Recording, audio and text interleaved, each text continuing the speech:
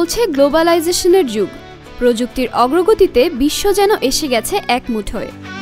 তবে মুসলমানদের জন্য বিশ্বাস ও আদর্শ ঠিক রেখে সামাজিক যোগাযোগ মাধ্যম ব্যবহার করা অনেক সময় কঠিন হয়ে পড়ে।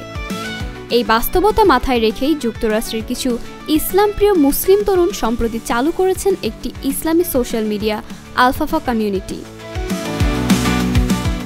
বর্তমানে বিশ্বের ১৬৫টিরও বেশি দেশের মুসলিমরা এটি ব্যবহার করছেন। সবচেয়ে বেশি ব্যবহার হচ্ছে সৌদি আরব, আমিরাত, বাংলাদেশ, পাকিস্তান ও ভারতে। ইতোমধ্যে প্লে স্টোরে এর ডাউনলোড সংখ্যা প্রায় ২০ লাখ ছাড়িয়েছে। এই প্ল্যাটফর্মের সবচেয়ে বড় বৈশিষ্ট্য হলো এটি পরিচালিত হচ্ছে সম্পূর্ণ ইসলামী নীতিমালার ভিত্তিতে।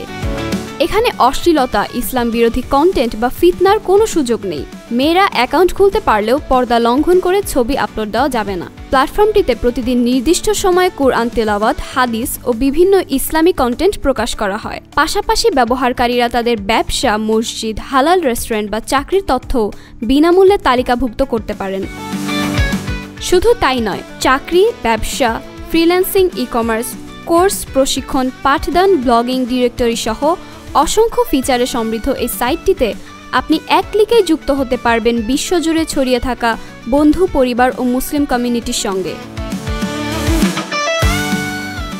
সম্প্রতি প্রতিষ্ঠানটি আলফাফা কানেক্ট নামে একটি লাইট ভার্সন চালু করেছে, যা অ্যান্ড্রয়েড ব্যবহারকারীদের জন্য তৈরি। এটি শুধু সামাজিক মাধ্যম নয়, বরং একটি পূর্ণাঙ্গ মুসলিম ইকোসিস্টেম হিসেবেও কাজ করছে।